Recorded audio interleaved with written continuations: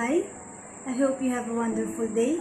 My name is Althea May Gipit, and today we are going to talk about some of the facts regarding the worsening poverty in our country. The Republic of the Philippines is currently struggling with issues of global poverty, healthcare, and education. Data indicates that 16.6% of the population of the Philippines, or about 17.6 million people, are under the poverty line. Those who do not reside in urban areas have a much higher chance of experiencing poverty, with nearly one-third of those under the poverty line working as farmers.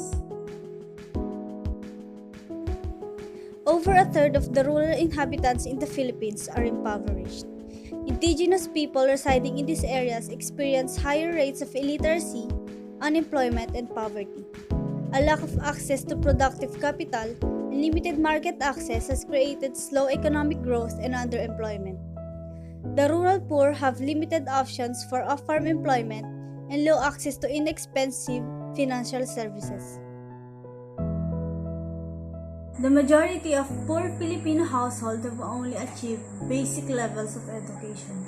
At least two-thirds of poor households are headed by an individual with an elementary level education or below. Additionally, most poor families have minimal access to health and education services. 4 out of 10 poor Filipino families in urban areas do not have decent living conditions. Most of the poor households in urban areas reside as informal settlers in slum areas of major cities like Manila. These homes do not include proper facilities and also are bad for the environment.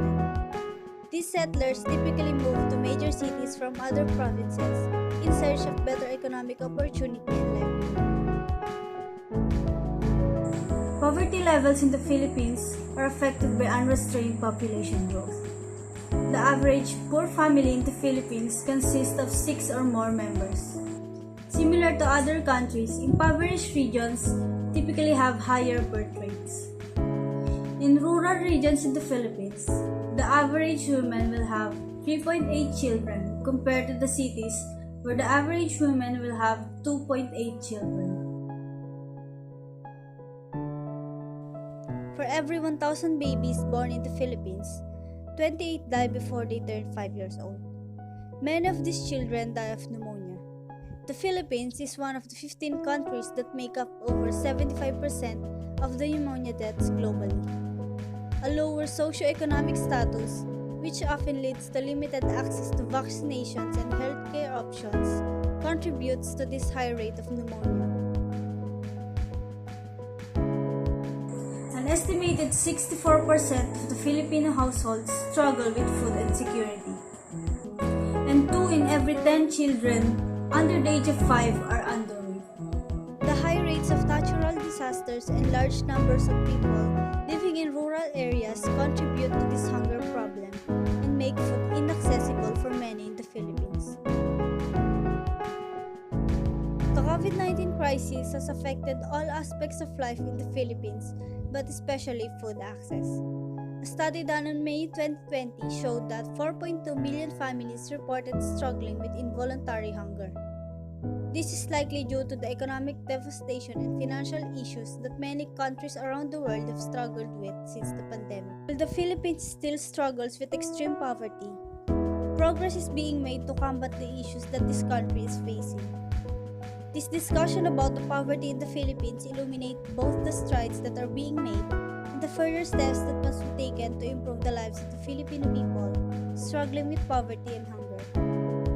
With this issue being discussed, creating awareness is important.